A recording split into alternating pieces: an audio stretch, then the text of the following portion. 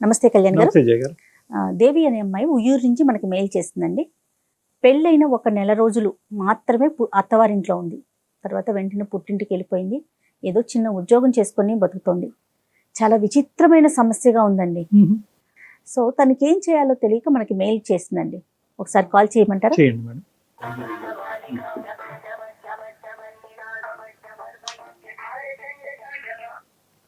Hello hello, దేవి గారండి, నేను జయానండి, అందమైన జీవితం ప్రోగ్రామ్ నుంచి కాల్ చేస్తున్నాను. నమస్తే మేడం. నమస్తే దేవి. నమస్తే అండి. మీరు మెయిల్ చేశారు, డాక్టర్ గారితో మాట్లాడాను, డిస్కస్ చేశాను మీ విషయం. మరి మీరు కూడా ఒకసారి మాట్లాడతారా? నాతో పాటు డాక్టర్ గారు కూడా స్టూడియోలో ఉన్నారు. మాట్లాడతాను మేడం. ఎస్, దేవి అండి, ఉయ్యూరు నుంచి. దేవి నమస్తే అమ్మా. నమస్తే సార్. ఎంతమ్మా వయసు? సార్ నా వయసు 23 సంవత్సరాలు సార్. ఏంటమ్మా ఏ మ్యాటర్ గురించి మాట్లాడటానికి చేశారు? నాకు చిన్నప్పటి నుంచి పేరెంట్స్ లేరు. చిన్నప్పుడు చనిపోయారు. 10 ఇయర్స్ ఏజ్ ఉన్నప్పుడే. అయితే మా మేనత్త గారు నన్ను డిగ్రీ వరకు చదివించారు సార్ కష్టపడి. చుట్టాలందరూ కూడా మమ్మల్ని చాలా బాగా చూడలేదు. ఇంకా నాన్నగారు అమ్మగారు చనిపోయాక ఇంకా ఆమె దగ్గరికి తీసుకుని మమ్మల్ని చూశారు. అన్నదమ్ములు ఎవరు లేరు? అక్క చెల్లి గాని? నాకు నేను ఒక్కదాన్నే సార్. ఒక్కదాన్ని? అమ్మ వాళ్ళు. అవును సార్. ఏ వయసు నుంచి మేనత్ దగ్గర ఉన్నావమ్మా? సార్ నేను 12-13 సంవత్సరాల దగ్గర నుంచి ఉన్నాను సార్. అప్పుడు ఇద్దరు అమ్మగారు నాన్నగారు కూడా చనిపోయారు సార్. చెప్పమ్మా దేవి. చెప్పమ్మా. అయితే మా మేనత్త గారు ఒక సంబంధం చూసి పెళ్లి చేశారు సార్. అంటే మా ఇంటికి వచ్చి మరి నన్ను చూసుకుని కావాలి, ఈ అమ్మాయి కావాలి అని చెప్పి ఒక 1 మంత్ 2 మంత్స్ వరకు తిరిగి నన్నే కావాలని కోరుకుని వాళ్ళు చేసుకున్నారు సార్ మ్యారేజ్. ఓకే అమ్మా. కట్నం కూడా ఏం తీసుకోలేదు. వాళ్ళు కొంచెం బాగా రిచ్ పీపుల్. బాగా అంటే కొంచెం బాగా ఫైనాన్షియల్ మొత్తం కంప్లీట్ సెటిల్డ్. ఓకే. నువ్వేం చదువుకున్నావమ్మా? నేను డిగ్రీ చదువుకున్నాను సార్. ఎవరుంటారో అతనితో పాటు? ఉమ్మడి కుటుంబం? ఉమ్మడి కుటుంబం సార్, అందరూ కలిసి ఉంటాము. పెళ్లికి ముందు మాట్లాడేవమ్మా అబ్బాయితో ఒక నిర్ణయం తీసుకునే ముందు? మాట్లాడాను సార్. మాకు పెళ్లికి కూడా పెద్ద టైం ఏమీ లేదు సార్. ఓన్లీ ఒక 1 మంతే సార్. వాళ్ళు ఎమ్మటే చూసుకున్నారు. అదే మంత్ లో పెళ్లి చూపులు, ఎంగేజ్మెంట్ అన్ని సంబంధించిన అన్ని అయిపోయినాయి సార్. నువ్వు మొత్తం మేనత్ మీద భారం వేసి బాగుందిలే ఆవిడ కరెక్టే నిర్ణయం తీసుకుంటది కాబట్టి అన్నట్టుగా నువ్వు వెళ్ళావు. మరి నన్ను చిన్నప్పటి నుంచి పేరెంట్స్ లేకపోయినా పెంచి చూసుకున్నారు కదా సార్. మేనత్ ఎప్పుడు బాగానే చూసుకుందామా నిన్ను? మేనత్ గారు బాగానే చూసుకున్నారు సార్. తనకున్న దాంట్లోనే పెంచి పెద్ద చేసి అన్ని చూసుకున్నారు. వాళ్ళ పిల్లలతో పాటు సమానంగా చూసుకున్నారు. వాళ్ళకి కూడా పిల్లలు ఉన్నారా? అత్తయ్య కూడా ఉన్నారు సార్. చిన్న వాళ్ళు నాకన్నా ఏజ్ లో. నీకు అంతకు ముందు ఎన్ని సంబంధాలు వచ్చినాయమ్మా? ఇది ఒకటే ఫస్ట్ సంబంధమే ఎస్ అని చెప్పారా? అంతకు ముందు వేరే సంబంధం అంటే ఇదే ఫస్ట్ వచ్చింది సార్. వాళ్ళు బాగా ఎంక్వైరీ చేసుకుని అన్ని గమనించుకుని మీ దాకా వచ్చారు. నా దాకా వచ్చి అంతా ఎంక్వైరీ చేసుకుని మా మేనత్ తో మాట్లాడి ఇళ్ళ పక్కన వాళ్ళతో మాట్లాడి ఒప్పించుకుని కావాలి అని చెప్పి చేసుకున్నారు సార్. Okay okay. పెళ్లి బాగా జరిగిందమ్మా? వాళ్ళు 10 లక్షల వరకు ఖర్చు పెట్టుకుని చేసుకున్నారు సార్. వాళ్ళతో వాళ్ళ రేంజ్ కి తగ్గట్టుగా. అవును. ఇప్పుడు ఏంటమ్మా సమస్య ఏంటి దేవి? నన్ను పెళ్లి చేసుకుని తీసుకుని వెళ్ళి ఒక మాట అన్నాడు. ఏంటంటే మా వదినికి పిల్లలు ఉంటే నేను అసలు పెళ్ళే చేసుకోకపోయేవాడిని.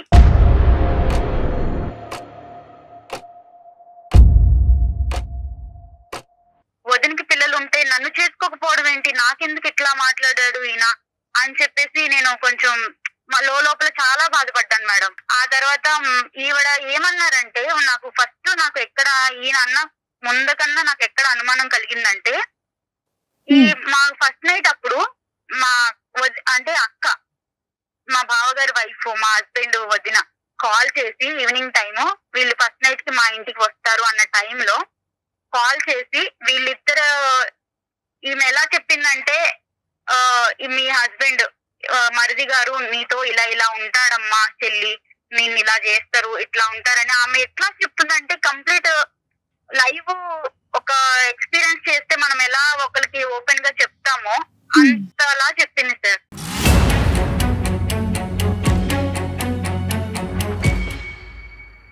నా భర్త ఎలా అనేది ఆమెకి ఎలా తెలుసు, ఇలా చెప్పడం ఏంటి అనేది నన్ను బాగా చెల్లించేసింది. లోపలికి చాలా ఫీల్ అయిపోయాను. వాళ్ళకి పిల్లలు లేరమ్మా? పిల్లలు లేరు సార్. ఇక్కడ పాయింట్ అక్కడే స్టార్ట్ అయింది సార్. వీళ్ళకి పెళ్లి, మా ఆయన నన్ను పెళ్లి చేసుకోవడానికి ఎంత రీజన్ అది కూడా ఆమెకి పిల్లలు లేకపోవడమే సార్.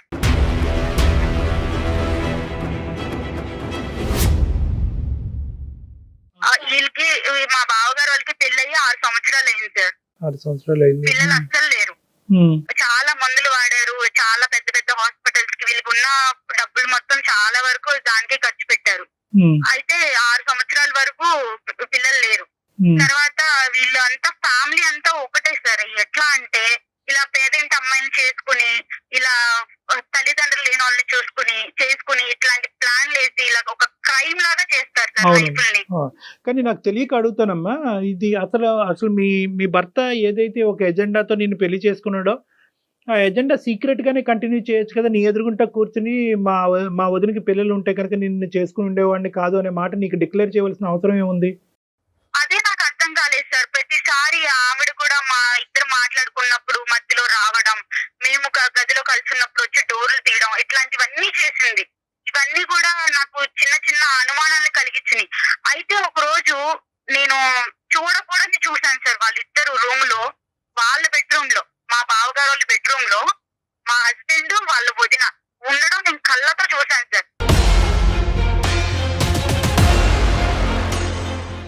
అది ఎలా అంటే ఒక చెప్పకూడని పీక్ టైం సార్. అది అసలు టూ మచ్. అది నేను తట్టుకోలేకపోయాను సార్. అది నా భర్త వేరే వాళ్ళతో ఉండడం అనేది నేను అసలు యాక్సెప్ట్ చేయలేకపోయాను. అది కూడా సొంత వదిన. అమ్మ తర్వాత అమ్మ ఎవరైనా ఉన్నారంటే వదిన కదా సార్. మీ బావగారికి ఎంతవరకు తెలిసి వ్యవహారం అతనికి పూర్తిగా తెలుసా? ఇంట్లో అందరికీ తెలుసు సార్. అందరికీ మా తెలుసా? గారికి, అత్తయ్య గారికి, బావ గారికి అందరికీ తెలుసు సార్.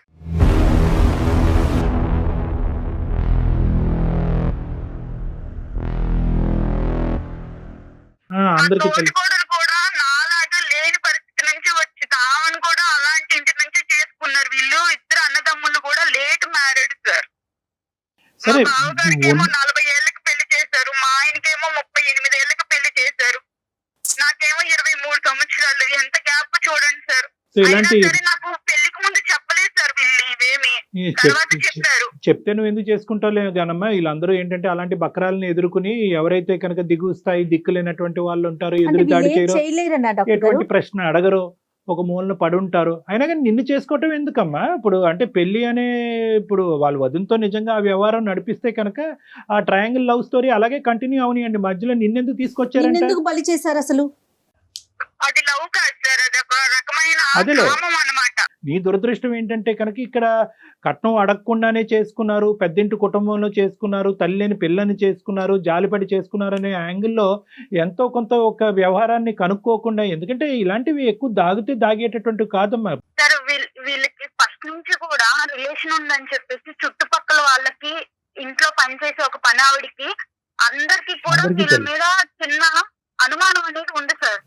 నీకు వెళ్ళాక గానీ తెలియలేదు అంతేనమ్మా? వెళ్ళాక గానీ తెలియలేదు. ఈయన కూడా ఫస్ట్ నుంచి కూడా ఇట్లా నాకు ఫస్ట్ నైట్ అప్పుడు చెప్పడం, ఈయన ఇలా ఇవన్నీ కూడా ఇంకా నేను కూడా స్లోగా అందరినీ కనుక్కోవడం ఇలా జరిగింది సార్. ఇవి జరిగిన తర్వాత మా మామయ్య గారికి, అత్తయ్య గారికి అందరికి కూడా నేను దీన్ని ఎక్స్ప్లెయిన్ చేశాను మేడం. చేసినందుకు నన్ను వాళ్ళు ఆ రోజు సాయంత్రమే తీసుకొచ్చేసి మా ఇంట్లో మా మేనత్త దగ్గర నన్ను దింపేసి, మీ అమ్మాయిని ఇలా పెంచారు మీరు ఇలాగే నా పెంచడం, ఇలాగే ఈ అమ్మాయికి మంచి మర్యాద అని చేసుకున్నాం మేము, మా మీద బొరుగు జల్లుతుంది అంటే వాళ్ళ వైపు ఏమీ తప్పు లేనట్టుగా మాట్లాడుతున్నారు అంతేనమ్మా? మాట్లాడి మా మేనత్త గారికి చెప్పి దింపేసి వెళ్ళిపోయారు మేడం మా మావయ్య గారు. మరి అత్తయ్యకి మీరు ఎక్స్ప్లెయిన్ చేశారా? అందరికి చెప్పాను మేడం. మీ మేనత్తకి ఒక్కటే తెలిసి, వాళ్ళందరూ తెలిసి ఇదనేది జరుపుతున్నారు. వాళ్ళ ఇంట్లో ఇదంతా కూడా ఒక ఆనవాయితీ, ఒక అలవాటు, ఒక వ్యవహారం అమ్మా. అది ఆ కల్చర్ అలా అయిపోయింది. ఇక్కడ దురదృష్టం ఏంటంటే ఏదైతే నీ లూప్ లోంచే వచ్చినటువంటి ఆ పెద్ద ఆడపిల్ల కూడా ఇంకా వాతావరణానికి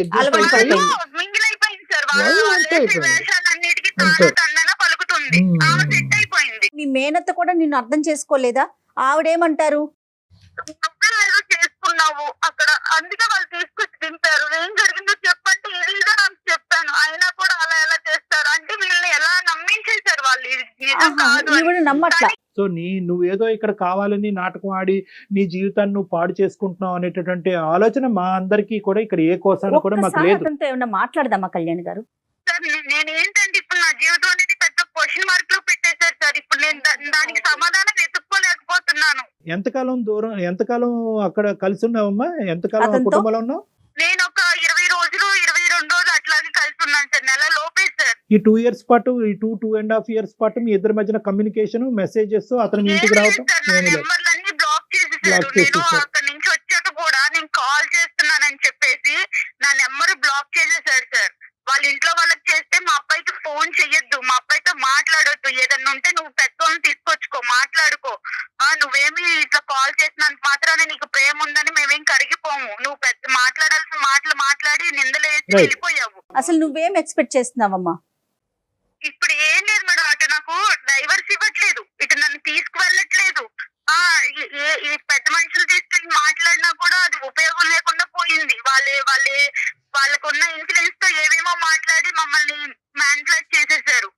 ఇక్కడ నాకు ఎటు క్వశ్చన్ లేక నేను మా సో మేనత్త గారు కూడా ఏదో ఒక రకంగా యువర్ ఓపెన్ టు ఆల్ కదా. అంటే ఒకటే నేను అడిగేది ఏంటంటే, యువర్ ఓపెన్ టు ఎవ్రీథింగ్ కదా. డైవర్స్ అయినా మళ్ళీ కలిసి వాళ్ళు ఏదైనా మార్పు వచ్చి ప్రత్యేకమైనటువంటి స్ట్రింజెంట్ కండిషన్స్ పెట్టుకుని అక్కడ నీకేం కలిసి ఉండాలనే ప్రయత్నంతోనే నేను అందమైన జీవితానికి మెయిల్ కలిసి చేశాను సార్. ఉండాలనే కానీ ప్రయత్నం. నేను ఆ ఇంట్లో వాళ్ళందరి మధ్యలో కలిసి అయితే ఉండలేను సార్ నా భర్తతో. ఇప్పుడు నీ భర్తని వాళ్ళు మౌల్డ్ చేసి, మాడిఫై చేసి, ఆ విధంగా ఉచ్చులోకి తీసుకెళ్లి పిల్లలకు అనేటటువంటి మెషిన్ లాగా పట్టుకెళ్లారనే ఉద్దేశమా నీకు? అంటే నీ భర్తను నువ్వు ట్రస్ట్ చేస్తున్నావా? కాబట్టి భర్త బయటకు వస్తే కాపురం చేస్తానని అంటున్నావా? అవును సార్, అవును సార్. ఆ కుటుంబంలో వ్యక్తే కదా నీ భర్త కూడా. నువ్వు కుటుంబాన్ని వేరు చేయండి, నా భర్తను తీసుకురండి అంటున్నావు.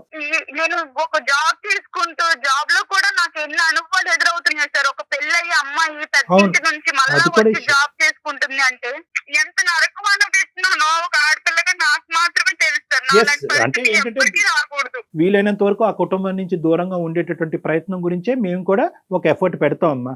కాదు కూడదు అతని వ్యవహార శైలి అలాగే ఉందనుకోండి, అప్పుడైనా డైవర్స్ తీసుకుని నీ మటుకు నువ్వు బతికేటటువంటి, నీ కాలం మీద నువ్వు బ్రతికేటటువంటి ధైర్యం నీకుందా? ఉంది సార్. నేను ఇప్పుడు ప్రెసెంట్ జాబ్ ఇష్యూ చేసుకుంటున్నాను తేలాలంతే సార్. నీకు.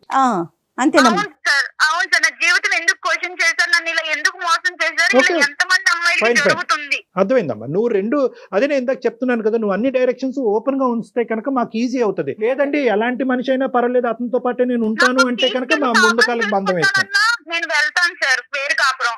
లేదు డైవర్స్ ఇస్తానన్నా చూద్దాం. నేను దేనికైనా సిద్ధంగా ఉన్నాను. Right, కానీ right. నాకు నా జీవితానికి ఒక సమాధానం అనేది కావాలి. సరే నెంబర్ నీ ఫోన్ పిక్ చేస్తున్నాడు అతను.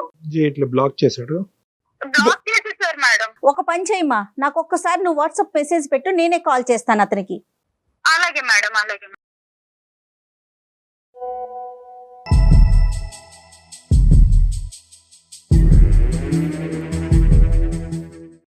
హలో హలో, సుధీర్ అండి.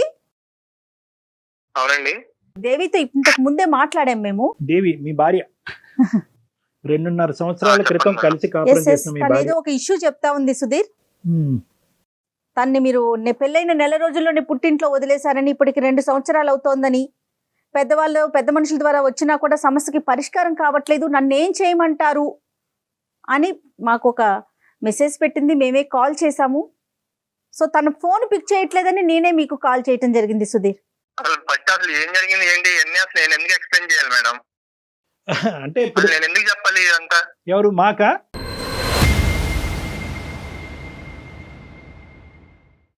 అసలు ఎందుకు చెప్పాలి సార్? అసలు మీరు ఏదో ఫోన్ చేసి ఇలా మీ అందమైన జీవితం నుంచి కాల్ చేస్తున్నాము, ఇలా మీ వైఫ్ కాల్ చేసి ఇవన్నీ చెప్పి మీరు నాకు కాల్ చేసి ఇవన్నీ అసలు నేను ఎందుకు చెప్పాలి సార్ మీకు? ఇప్పుడు ఆ అమ్మాయి మాట వినేసి మేము అవునా అమ్మాయి ఇలా చేసే అమ్మాయి అని చెప్పి కొట్టలేదు. లేదమ్మా, ఆ అబ్బాయి వర్జన్ కూడా మేము వినాలి.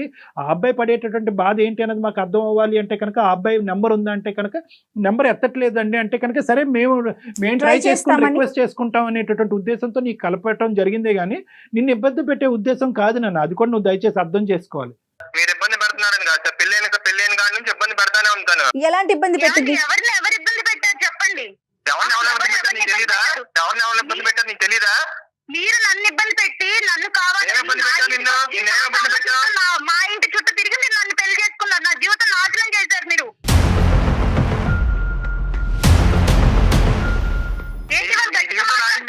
నీ జీవితం నాశనం చేసావు. నువ్వు వచ్చి మా కుటుంబంలో లేనిపోయిన సృష్టించి మా కుటుంబం మేము చక్కగా ఉన్న కుటుంబాన్ని లేనిపోయింది నేను సృష్టించానా? నేను కళ్ళతో చూసిన నిజం కాదా? ఏం చూసావు నీ కళ్ళతో? ఏం చూసావు? ఏం చూసావు నీ కళ్ళతో? మీ వదిన మీ వదినాలు రూమ్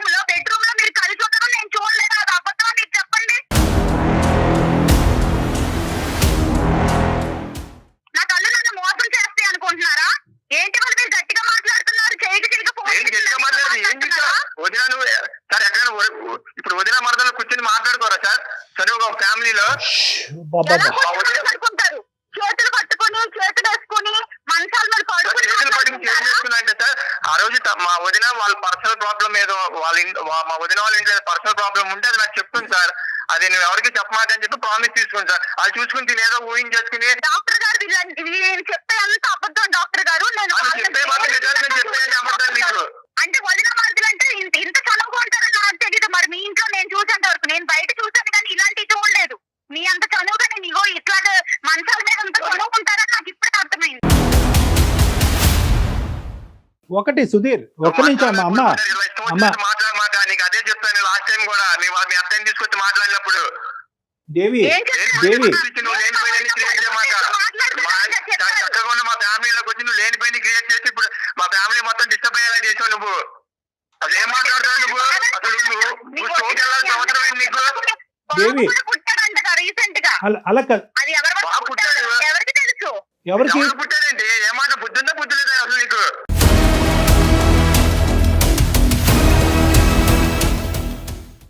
నాకు బుద్ధి బాగానే ఉంది. మీకు బుద్ధి లేని పనులు చేశారు కాబట్టి నన్ను మా ఇంటికి మీరు తీసుకొచ్చి దింపేశారు. నేనే రాలేదు నా కాపురాన్ని పాడు చేసుకుని.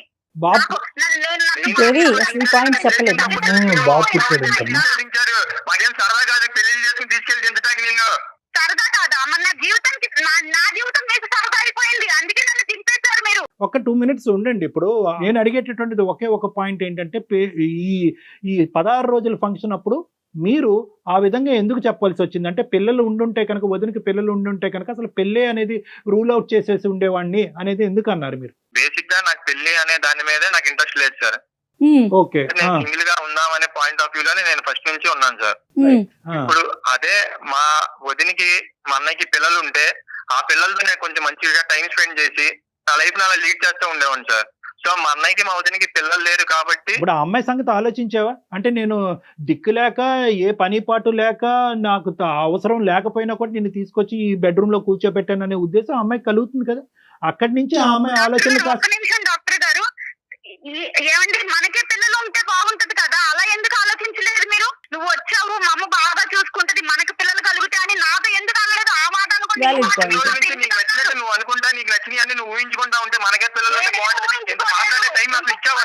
చెప్తున్నా. ఇంకొకసారి మాట అంటే బాగోదు చెప్తున్నా, మళ్ళీ చెప్తున్నా. మీరు ఏం చేస్తావు చెప్పు.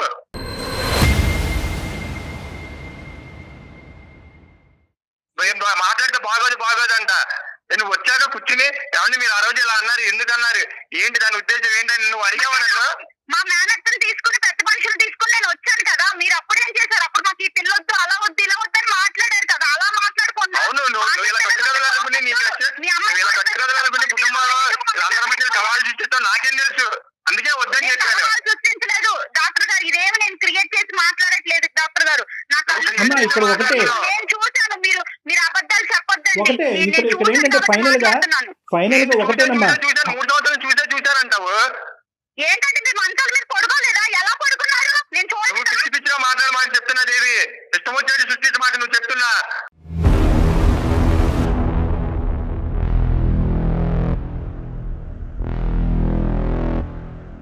అదే తప్పు చేస్తే మీరు ఊరుకుంటారా? ఊరుకోరు కదా. ఊరుకోరు, ఎవరు ఊరుకోరమ్మా.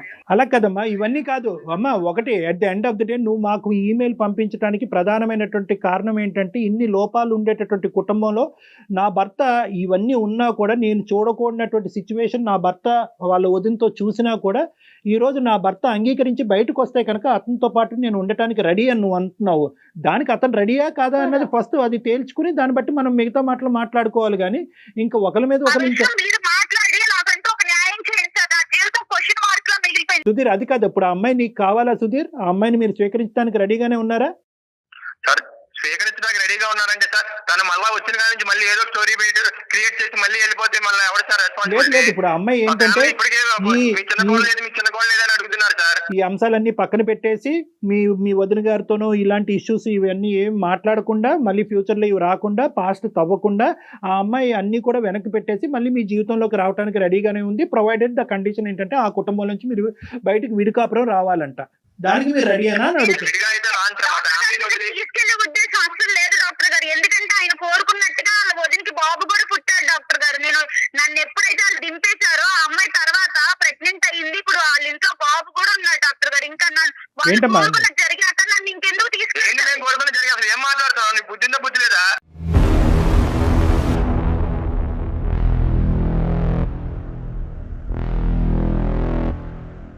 ఈ పొద్దు పొద్దున్న అసలు న్యూస్ చేయండి సార్ మాది ఇక్కడ. మాకు ఇంక వేరే పల్లెలు ఇవ్వండి. ఇలా ఛానల్ ఫోన్ చేసాము, దేవి ఫోన్ చేసింది, తీసుకెళ్తా ఇవన్నీ ఏంటి సార్ మాకు?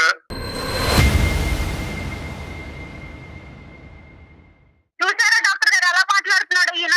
అది వీళ్ళ నిజ స్వరూపాలు ఇలా బయటపడిపోతాయి అన్నమాట. మనం గట్టిగా మాట్లాడి గొంతెత్తి మాట్లాడే వాళ్ళు వీళ్ళకి నచ్చరు. నువ్వు ఒక పెద్ద మాట అన్నావు. ఇప్పుడు నేను బయటకు వచ్చినాక వాళ్ళు వదిన గర్భాన్ని దాల్చి ఇప్పుడు ఒక బిడ్డను కన్నది అంటే కనుక దాని ఉద్దేశం ఏంటి? రెడ్ హ్యాండెడ్ గా చూసాను కాబట్టి. ఇది సిచ్యువేషన్ గా లేదమ్మా, అసలు సందర్భానుసారం లేదు. నా భర్త అటువంటి క్యారెక్టర్ నేను బయటకు రాగానే వదినతో సంసారం చేసి ఇప్పుడు కన్నాడు కాబట్టి ఆ వ్యక్తి అయినా పర్వాలేదు నాకు కావాలి అని చెప్పి నా చేత ఫోన్ చేయించడం ఎందుకమ్మా? ఇప్పుడు నీకు అటువంటి భర్త కావాలా? నిజంగా నువ్వు అన్నదే కరెక్ట్ అని అనుకుందాము. ఈ ఆలోచనలు ఈ ఉద్దేశాలు అన్ని పక్క మనసులో పెట్టుకుని అతనితో పాటు మళ్ళీ ప్రయాణం మొదలు పెడతాను, ఓన్లీ కండిషన్ అక్కడ కుటుంబం నుంచి బయటకు రావాలంటే ఇది వర్కబుల్లేనా? మీరిద్దరు ఎప్పటికీ కూడా సుఖ సంతోషాలతో ఉంటారా? మేము కలిపి పంపినా కూడా ఇది వర్కబుల్లేనా? ప్రాక్టికల్ లైన్ లో సుధీర్, ఇప్పుడు నేను ఏ నిర్ణయం తీసుకోలేని స్థితిలో మీ దగ్గర మీకు మెయిల్ చేశాను సార్. దానికి నాకు నా జీవితానికి మీరే ఒక దారి చూపించారు అమ్మ. సార్. దారి చూపెట్టాలి అంటే దారి చూపెట్టాలి. ఏదైనా నేను అయిపోయింది. మీకు ఆలోచించుకుని మెయిల్ చేశాను అమ్మ, సార్. అతను డైవర్స్ ఇస్తాడా లేదా అనేటటువంటిది అతని సంభాషణలోనే మనకు అర్థమైంది, అతని మాట తీరులో అర్థమైంది. ఇప్పుడు ఫోన్ కట్ చేసి వెళ్ళిపోయాడు. ఇంకా మనకు అర్థం అయిపోయింది అతనికి నువ్వు వద్దు. అదైతే క్లియర్ కట్ గా అతను ఏంటంటే అతనికి నీవు వద్దు అనేటటువంటి మాట అతని నోటి ద్వారా అతను చెప్పకుండానే మీ ద్వారానే డైవర్స్ అప్లికేషన్ అక్కడ పంపించాలనేటటువంటి ఉద్దేశంతో వెయిటింగ్ గేమ్ ఆడుతున్నారు వాళ్ళు. ఇప్పుడు ఏంటంటేనమ్మా అక్కడ జరిగినటువంటి సంఘటన అతను ఒప్పుకోడు. ఎస్ అండి నా వదినతో నాకు ఒక ఇది ఉంది అనేటటువంటిది అతను ఒప్పుకోవట్లేదు. చూసినట్టుగా నువ్వు ఊహించుకుంటున్నావు. ఇలాంటి వాళ్ళు ఒప్పుకోరు కదా. అదే ఇప్పుడు నువ్వు ఇలాంటి వాళ్ళు ఒప్పుకుంటే మళ్ళీ వాళ్ళకే పరువులు ఉంటాయి, మాకు ఉండవా సార్? మా జీవితాలు ఇలా అయిపోయినా పర్వాలేదా సార్? ఇక్కడ పబ్లిక్ గా నువ్వు చూసింది కరెక్ట్, ఖచ్చితంగా అక్కడ అక్రమ సంబంధం ఉంది అనే విధంగా మేము కూడా మాట్లాడలేవు. కానీ నీ కళ్ళ ద్వారా నువ్వు ఏదైతే చూసావో అది నువ్వు నమ్ముతున్నావు కాబట్టి అక్కడికి వెళ్ళేటటువంటి ఉద్దేశం నీకు ఉందా లేదా అని దేవి మొత్తం నువ్వే చెప్తున్నావు. నువ్వు ప్రాక్టికల్ గా ఆలోచించు. నువ్వు చూసింది మేము సమర్థించలేము అమ్మా. ఎందుకంటే మేము ఎలా సమర్థిస్తాము? అక్కడ మేము సమర్థించలేము. కానీ నువ్వు చూసింది నిజమే. ఆ నిజాన్ని నేను చూశాను కాబట్టి అది నేను జీర్ణించుకోలేను కాబట్టి అక్కడికి నేను వెళ్ళలేను అనేటటువంటి నిర్ణయం అన్నా తీసుకోవాలి.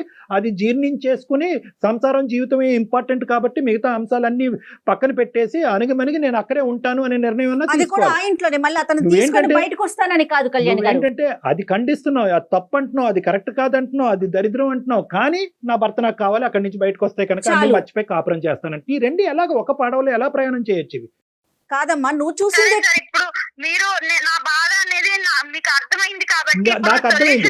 నేను ఒకే కంక్లూజన్ నేను చెప్తానమ్మా. ఇప్పుడు ఆ అబ్బాయి అయితే కనుక ఇది ఒక పేపర్ తీసి చింపేసినట్టుగా ఇది చింపేస్తున్నాడు. అదేమీ లేదు, కేవలం మా కుటుంబంలో విడదీయటానికి ఈ అమ్మాయి దాపరించింది కాబట్టి ఈ అమ్మాయిని తీసుకెళ్లి ఆ పుట్టింట్లో వదిలేయటం జరిగింది. మాకు ఇక్కడ ఎటువంటి అలాంటి బూత్ కార్యక్రమాలు ఏమి ఇక్కడ జరగట్లేదు, అటువంటి అంశాలు ఏమీ లేవు అని ఆ అబ్బాయి కళాఖండిగా చెప్పేశాడు. కాబట్టి ఆ అబ్బాయి తప్పు చేస్తున్నట్టుగా ఇలా పబ్లిక్ ఫోరం మీద మేము మాట్లాడటం అనేది కరెక్ట్ కాదు. వదినికి అతనికి ఇంకోటి ఏదో ఉంది అనేటటువంటిది ఇలా పబ్లిక్ ఫోరం మీద మాట్లాడటం కరెక్ట్ కాదు. కానీ at the end of the day okay అందు గురించి ఇక్కడ ఏంటంటే బాధితురాలు నువ్వే, జడ్జి నువ్వే. అదే నేను అంటున్నాను, బాధితురాలు నువ్వే, జడ్జి నువ్వే. నువ్వు కొద్దిగా ఓపెన్ మైండ్ సెట్ లో ఉండాలి. నువ్వు ఎంత ఇంప్రాక్టికల్ గా ఆలోచిస్తున్నావు అనే ఓపెన్ మైండ్ సెట్ తో నువ్వు ఉంటే కనుక నీ నిర్ణయం నువ్వే తీసుకోవచ్చు. ఇలాంటి వ్యవహారాలు నడిపించేటటువంటి భర్తతో పాటు నమ్మకంగా నేను ఎలాగా కాపురం చేయగలను, ఎలా నమ్మకంగా అతనితో కాపురం చేసి పిల్లలు కన్ను, ఇది ప్రాక్టికలీ ఇంపాసిబుల్. నెంబర్ 1. నెంబర్ 2 ఏంటంటే ఇక్కడ మోస్ట్ ఇంపార్టెంట్, అతనికి నీ మీద పూర్తిగా నమ్మకం పోయింది. అతను నీ మీద నమ్మకం ఏమి లేదు. ఈ అమ్మాయి ప్రేమ పోయింది, చచ్చిపోయింది. అతను ఒకటే ఉద్దేశం ఏంటంటే నేను అయిష్టంగా బలవంతంగా పెళ్లి చేసుకున్నాను. అయితే ఏంటయిందంటే కనుక కొద్దిగైనా కాంప్రమైజ్ అయ్యి నేను చెప్పేటటువంటి మాట విని నా లెక్క ప్రకారం ఉండేటటువంటి వ్యక్తిగా వచ్చుంటే కనుక నేను స్వీకరించేవాడిని. వస్తూనే మా కుటుంబాలను చిచ్చిరేపి ఎదురుదాడి చేసేటటువంటి వ్యక్తిని నాకు వద్దు అని చెప్పకుండానే అతను నీకు దండం పెట్టేశాడు అతను. సో ఇటువంటి వాతావరణంలో అసలు ఎంతవరకు అసలు 0.5% అయినా కూడా ప్రాక్టికల్ గా మీరిద్దరు సంసారం చేసుకుని ముందుకు వెళ్ళగలరా? No, I don't think it is practically possible. నువ్వే ప్రాక్టికల్ గా ఆలోచించట్లేదు దేవి. సారీ నేను ఇట్లా అంటున్నందుకు. నువ్వు చేయవలసింది ఏంటంటే నీకు కాపురం వద్దు, భర్త జీవితం ఏంటి మేడం? ఇప్పుడు నా జీవితం అమ్మా, ఏమైతుంది? డైవర్స్ ఇస్తారా? ఫస్ట్ నువ్వు లీగల్ అడ్వైస్ తీసుకో. మీ తరపు నుంచి మీరే డైవర్స్ తీసుకునేటటువంటి ప్రయత్నం చేయండి. ఒక లీగల్ నోటీస్ అనేది వాళ్ళకి పంపించండి. అన్ని సర్దుమనుగవు. నీ జాబ్ నువ్వు చేసుకొని నీ కాళ్ళ మీద నువ్వు నిలబడే ప్రయత్నం చేయి. అలాగే మేడం. ఇప్పుడు నీ క్లారిటీ వచ్చింది కాబట్టి, ఇంతవరకు నువ్వు ఒక కన్ఫ్యూజన్ లో ఉన్నావు కాబట్టి ఇప్పుడు నీ వచ్చింది సార్. ఇప్పుడు తెలిసింది వాళ్ళ నిజ స్వరూపం అనేది phone Yes, call yes, exactly. బాగా క్లియర్ గా అర్థమైంది. సో నీకు ఏ దారి అయితే నువ్వు ఎత్తుక్కుంటూ వచ్చావు మా దగ్గరికి, ఆ దారి ఇది ఉందమ్మా అని అవైలబిలిటీ అనేటటువంటిది ఒక క్లారిటీ మేము ఇచ్చాము. నీకు ఆ కన్ఫ్యూజన్ క్లియర్ అయింది కాబట్టి ప్లీజ్ గో హెడ్ అండ్ నీ జీవితం ఏదైతే ఉందో ముందున్న జీవితాన్ని ఒక నమ్మకంతో ప్రయాణం చేయడానికి ప్రయత్నం చేయమ్మా. ఎవ్వరు మనతో తోడు రారు అమ్మా దేవి. మనమే ధైర్యంగా ఉండాలి. Okay okay madam. Right. Okay, thank Thank you. you, ma. Good luck అమ్మా, ఆల్ ద బెస్ట్.